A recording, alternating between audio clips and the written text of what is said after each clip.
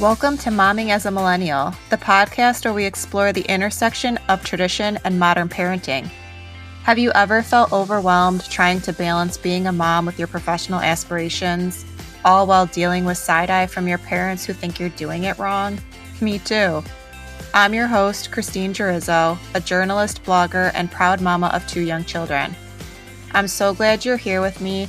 Together, we can navigate the complexities of millennial motherhood and find what resonates with our true, authentic selves. Let's dive in.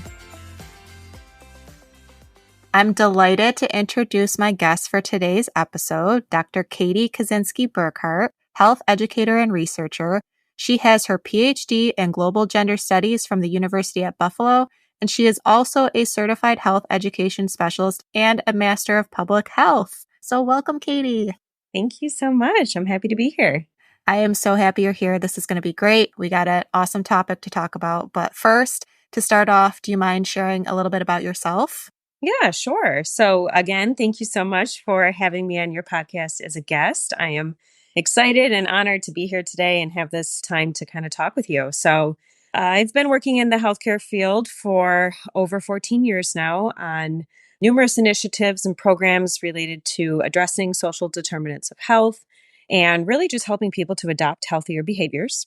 And one thing that I've learned over the years is that health is very personal. And what might work for one person doesn't always work for someone else, especially when that comes to motivations and effectiveness of behavior change strategies. But one area of health that I've always been very passionate about is reproductive health. And I find when it comes to reproductive and sexual health, this is usually an area that is seen as so private and even kind of taboo or uncomfortable for people to talk about, even with their doctors. But yet it's such a polarizing topic that's debated about in public, especially when it comes to the politics around reproductive choices. So I'm excited to have this time to kind of chat with you more about that topic and kind of get into it. I am also very excited to talk about that topic. And you did mention something that I just wanted to call out about how one thing doesn't always work for everybody. And I think that's really great to mention because it's kind of the core of what I wanted this podcast to be about. You know, it's not a one size fits all. Everyone is going to have different thoughts and opinions, and things are going to work differently for each person. So really coming together and having these conversations and then going off and doing whatever works for you and then just loving and supporting each other. And I think that's great. So thank you for mentioning that. Yeah, of course. All right. So today, Katie and I are going to be diving into an important and sometimes misunderstood topic, feminism. And this is one of my favorite topics. So I'm very happy to have you here for this discussion. I think you are the perfect person to bring perspective to this topic, especially based on, what you just shared. We're going to dive into what feminism really means and then how we can instill the values of gender equality and respect in our children from a young age. And when I say children, I mean not just our daughters, but also our sons. So let's get started with a clear understanding of what feminism actually is. At its core, feminism is about advocating for equal rights and opportunities regardless of gender. It's not about elevating women above men, but ensuring that everyone really has the same opportunities to succeed and thrive. And this really resonates with me and how I feel about feminism. I think growing up, it seemed like feminists were always painted in a certain light and were maybe labeled as man haters or women who just weren't happy in their position in life and wanted to dismantle the status quo for everybody. And I think that these misconceptions never really made sense to me because I always viewed it as like a tool to create equality across people of any gender. And in my opinion, challenging the status quo just never seems like a bad idea. So, Katie, I'd love to hear your perspective on this. What does feminism mean to you? Yeah. So similar to what you said, I think feminism to me is that all people, regardless of gender and sex, should not only have equal access to opportunities, but also the ability to carry out those opportunities and the ability to carry out the choices that they want for themselves. And unfortunately, I think there are a lot of double standards that still exist in the world that, disproportionately impact women such as, the gender pay wage gap, of course, with women earning 82 cents for every dollar that their male counterpart makes. And if a man can do it, then a woman should be able to do it too. And just like you said, on the flip side, if we're encouraging our daughters to express their feelings and their emotions and be vulnerable, then we should also be doing the same thing with our sons. Yeah, that's great. And I love what you said about carrying the actions out. So not only having access to the opportunities, but carrying it out to fruition. Yeah, because I think sometimes, when we look at equity and when we look at equality, sometimes we use those words interchangeably when actually, if we're talking about equality and having everybody have, the same access or the same opportunity, which is great and is very needed. But then there are some people, again, who are kind of disproportionately lower and kind of, pushed down and don't always have access. Even if they were given equality, they still need a little bit more. So it's kind of that balance between equity and equality to make sure that people, again, not only have access to that opportunity, but they have the means to carry out those opportunities. And again, those choices that they want to make for their lives, or else we're just left with choiceless choices is what I like to say. I love that perspective. All right. I'm just going to get a little nerdy for a minute. I like to do a lot of research. So in preparation of this particular episode, I really looked into feminist movements and achievements and then, other moments in our country's history where women's rights have been impacted.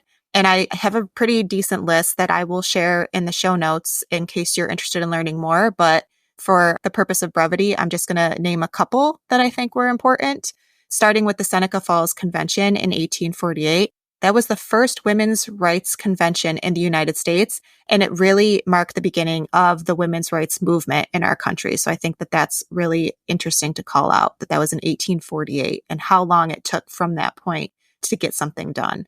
So the second one is the 19th Amendment to the U.S. Constitution, and that was in 1920, of course, giving women the right to vote. This was a major victory for the women's suffrage movement. And Title IX, I mentioned this in a previous episode, and this one has led to greater gender equality in education, and particularly in sports, by ensuring that women and girls have equal access to educational opportunities. So I thought that was an important one. I have two more. And of course, we have Roe v. Wade, 1973. And this was the landmark Supreme Court decision that legalized abortion nationwide. And up until 2022, it empowered women by giving them control over their reproductive rights. And then the last one I just wanted to mention is the Me Too movement in 2017.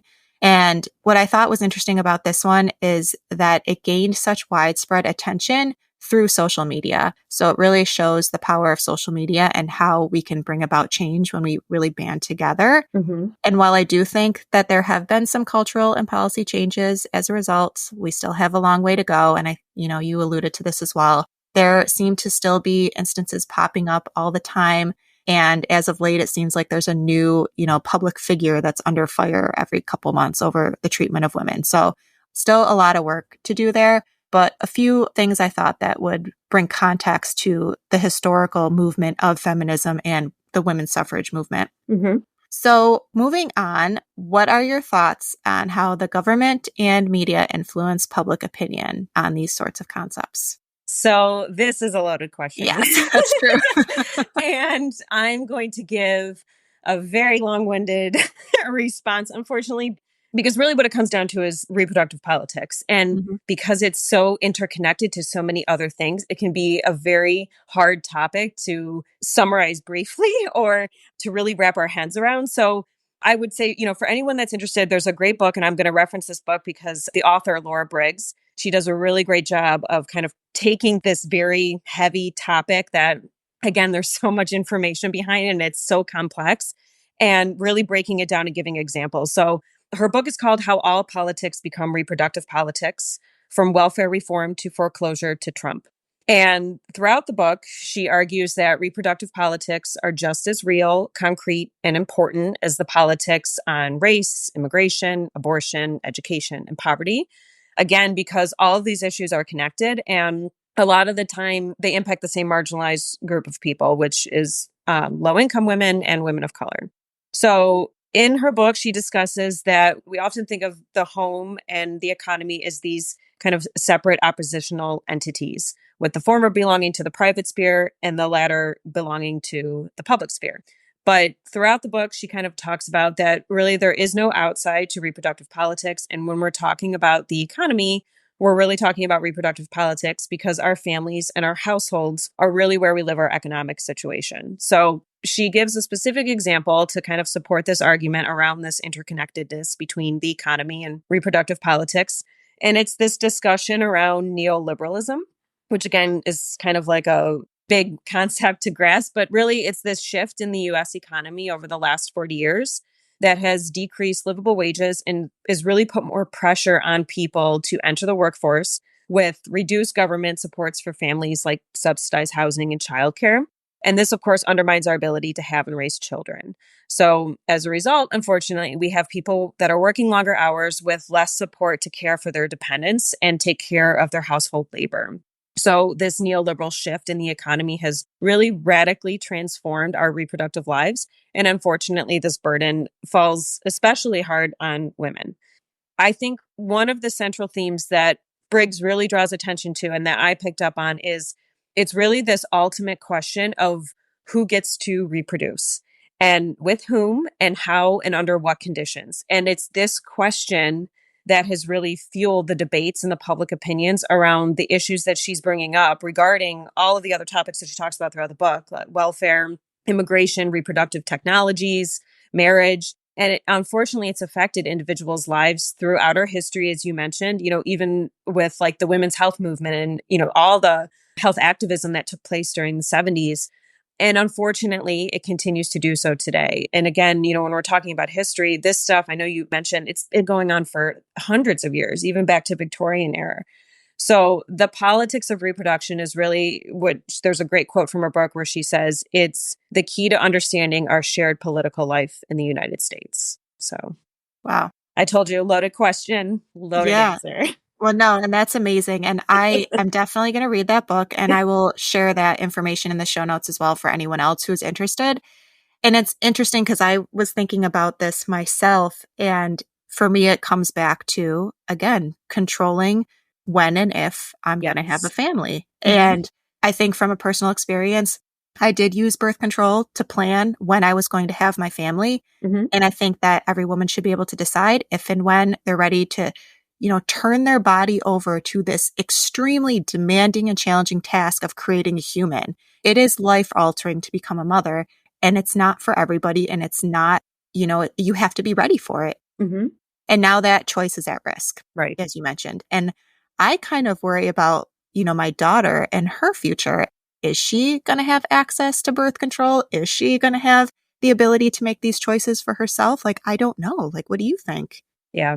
Yeah. And, I think that question and that fear, it seems more realistic now, mm-hmm. especially after the overturn of, Roe v. Wade a couple of years ago. So I think now you do have people who, without understanding maybe the medical background to why, certain people and why people in general, choose about birth control or don't choose birth control or need certain medical procedures or don't, I think you've got these people making these decisions on, sometimes this moral ground, and they're almost forcing those opinions and those options on other individuals. And again, it kind of, like you said, it's unfortunate because it can limit these decisions. And then you've got individuals that are left again with choiceless choices. Mm-hmm. And the fear of, I think, misinformation and not fully understanding how contraception works, even how emergency contraception works. And, still that misconception that plan B is the abortion pill when that's not the case. Right.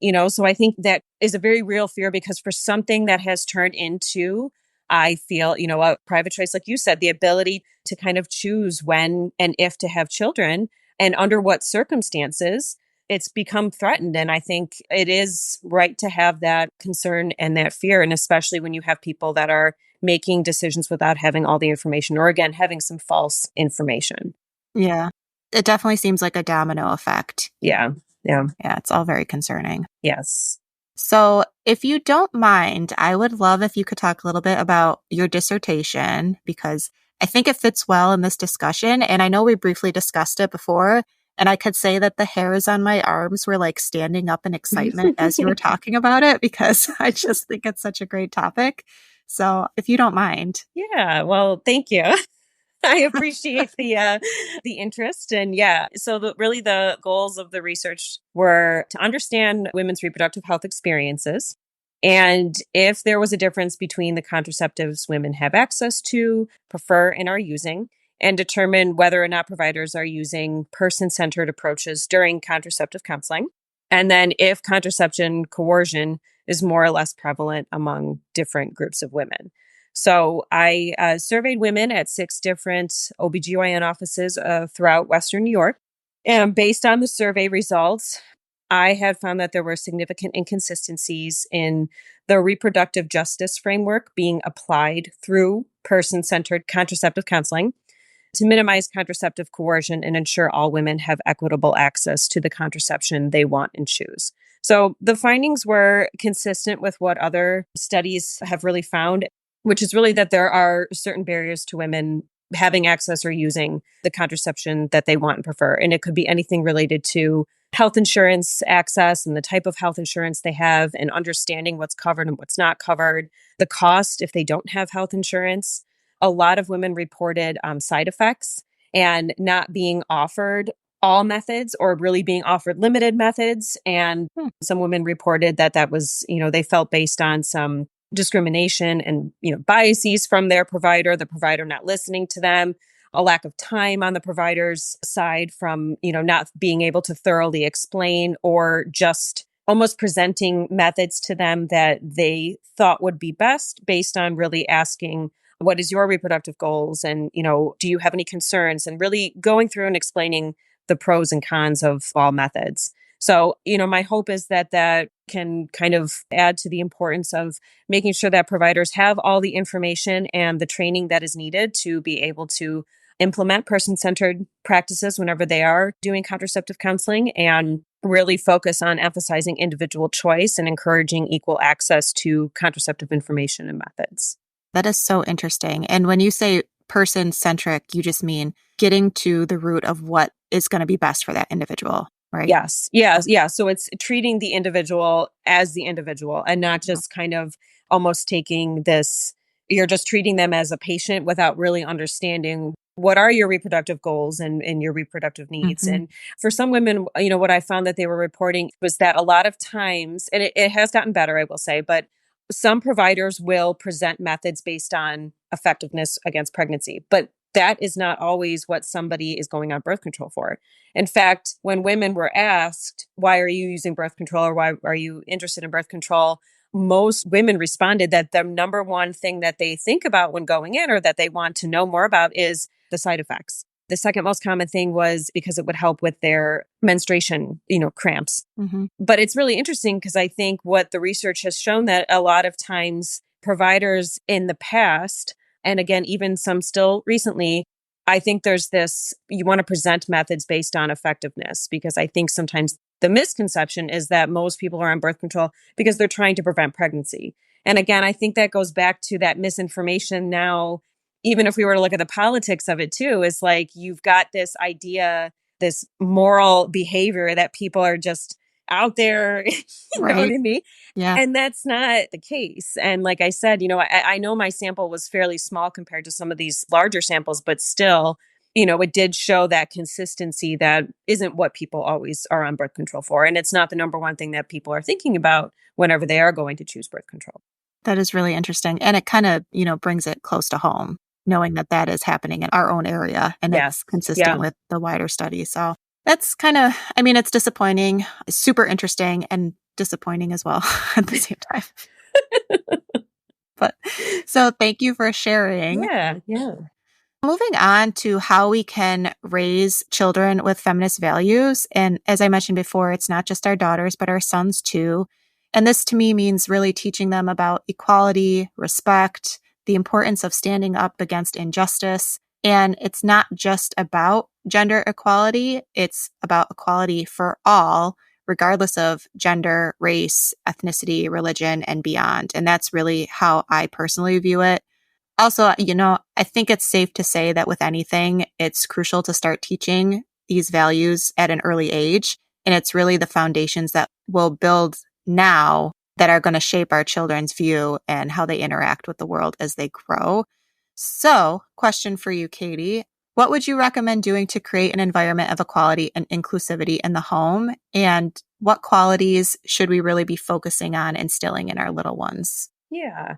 So, I know you kind of touched on this just a little bit ago as you were kind of talking about, this topic and the importance and, what this means to you. And, I think everything you said is absolutely right. I think it's important that we first start as a role model. And that takes, I think, a lot of self awareness sometimes Hmm. too, because nobody's perfect. Right? And there are times I think that if you're not really being mindful or intentional with some of your behaviors, and again, kind of going back to that self awareness, it can be challenging at times. But I think in general, I think it's being a role model and making sure that we're treating our children equally and objectively. And if we see stereotypical behavior, it's, bringing attention to it, addressing it, and discussing it. So it's a learning opportunity and kind of explaining, why either it's not okay or why this could hurt somebody's feelings. And also telling them and, kind of flipping that question on how would this make you feel if somebody did this to Hmm. you? And also listening to what they would have to say and listening to their feelings as they're telling you and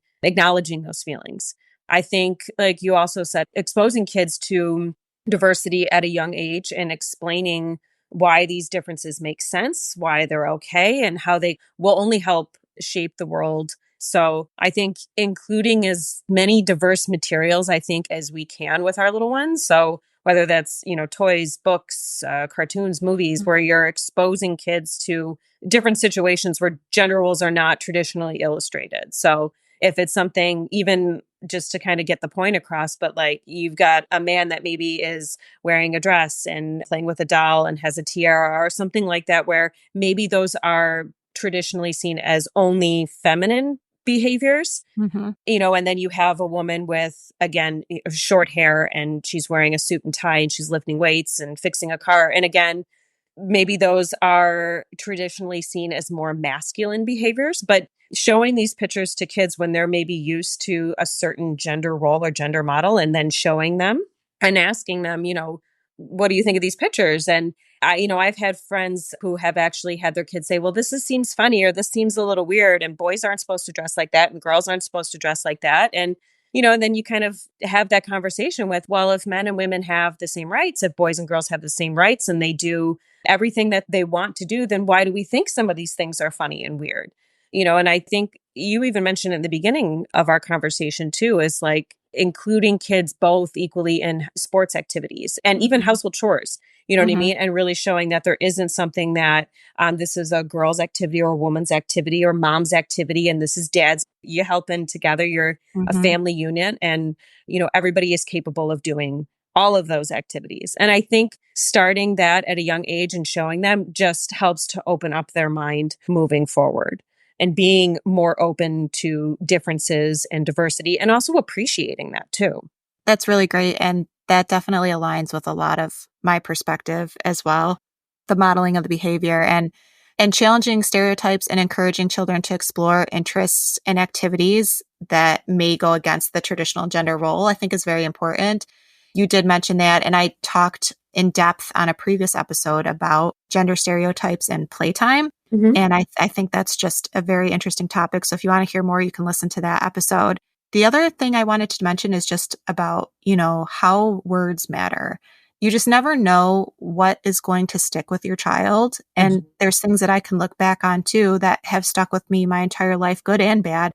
So these things that we're saying to our kids could possibly be with them for the rest of their lives. So I personally try to avoid gendered assumptions like boys don't cry or just walk it off when you get hurt. And, oh, girls are so emotional and you're just being dramatic and stuff like that. And I know I'm not perfect, like you say, no one is, but just really intentionally trying to bring that into our everyday lives and making sure that we're not making those generalizations with our children. Yeah. I mean, I think that's great that you're doing that, with your kids and that you are kind of walking the talk, and, Trying. but like you said, it definitely, it is challenging, and especially with everything else. And again, Mhm. this goes back to that, kind of ties in nicely with like that neoliberal shift, because it's like with everything else that we have going on in our lives, and between balancing work and again, that reproductive labor at home and Mhm. taking care of our kids and all of that, it can be hard to be mindful and intentional with some of the stuff when you're trying to teach something that sometimes is against the status quo. So, Right. I think that's great. And I give you lots of kudos. And I will say my son asked if he can get nail polish put on his nails when Yeah. my daughter was asking about it. And I was like, absolutely. Like, let's Yeah. do it up. Yeah, I can't tell you how many times I've gone to the nail salon and there is like a little boy and he had Harry Potter nails painted Oh, I for love his birthday that. party and absolutely loved it. Oh my Right? gosh, he was just, enjoying it, loves getting pedicures. I'm like, yeah, I love That's it. amazing. Yeah. Yeah. All for it. So awesome. So I wanted to kind of move on to talk a little bit about, this gets me every time, the media that our children consume. It has such a powerful effect on personalities, motivations, behaviors, what their self-image is, how they're going to treat others.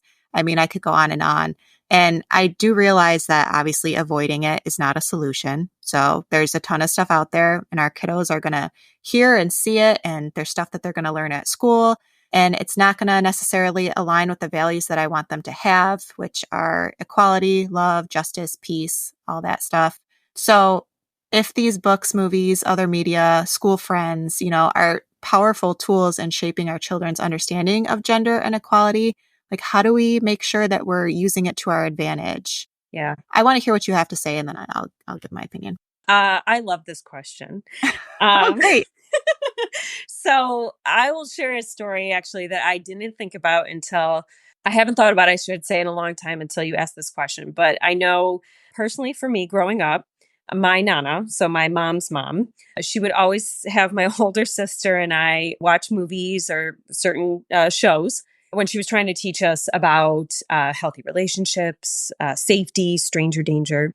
Hmm. And then, afterwards, she would make us, I should say, because we definitely were hesitant at times, but she would make us have a discussion on what we learned, how it made us feel.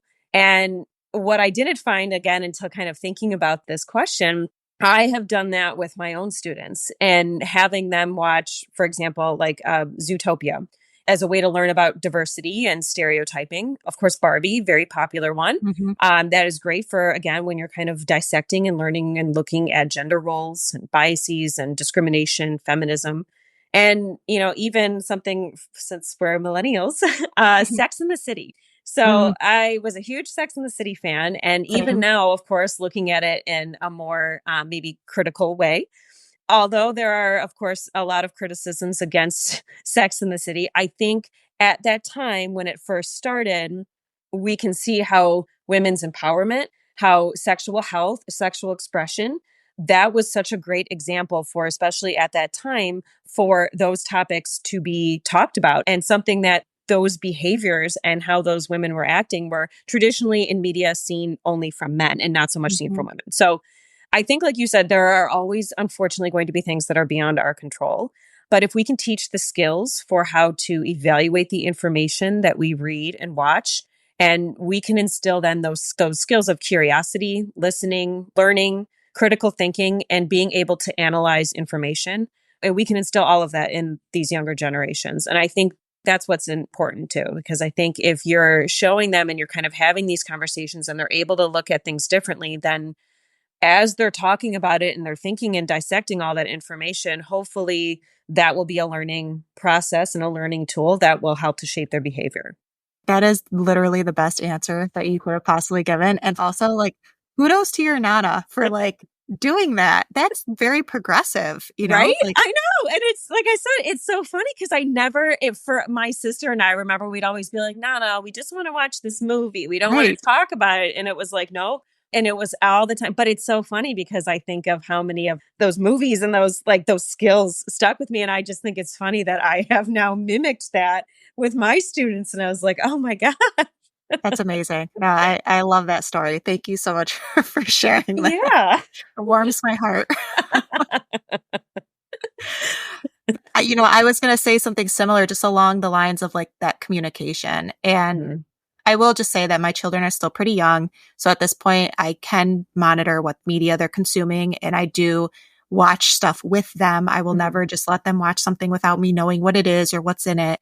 And so if something comes up that I feel that's questionable, we can talk about it. And I always encourage them to ask questions. And they do, because they're young and they ask the most bizarre questions, but do my best to answer them in a way that's appropriate.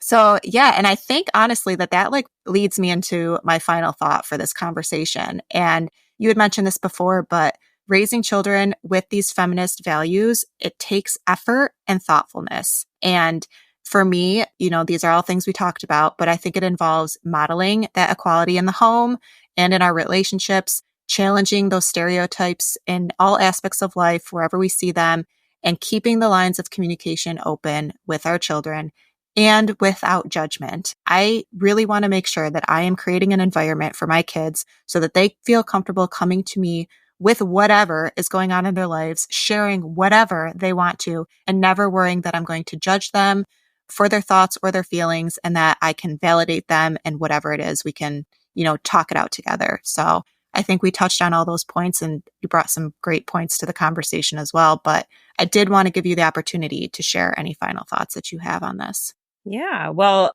thank you so much, first of all, for having me here again. I think this was great and I really enjoyed our conversation. And I think, the only final thoughts I would have is I think it's important as we're, like you said, it's kind of being intentional and making sure that we are open and accepting and listening. But I think it's also to being easy on ourselves too. It can be very challenging. And I think everything that you're doing is amazing and it's really admirable. And, I think it's important and will only help to really, I think the things that we've talked about today, and again, some of the specifics that you brought up for how you raise your children, you're helping to really teach them accountability and resiliency and empathy and understanding how others feel. And I feel in this environment, like you said, with social media and technology, some of that we maybe have lost a little bit along the way when we're only behind a screen. But I really think that is huge and part of the human experience and really what brings us together, in my opinion. So I think that's great. And you're making great little humans. Oh, thank you for your kind words. Yeah. I could cry. Well, thanks again for coming on. I really appreciate your perspective. And I really think you brought like some great, authentic thoughts to this conversation. So again, I will be sharing some information in the show notes and the book that you mentioned, Katie. So if anyone else wants to read it, I know I will be. And other than that, be sure to follow or subscribe so that you never miss an episode, and share this with your millennial mom friends. Thank you for listening. Thanks for tuning in to Momming as a Millennial. If you enjoyed the episode, please share it with a friend or on social. You can find more from me at contemplativemama.com. Until next time.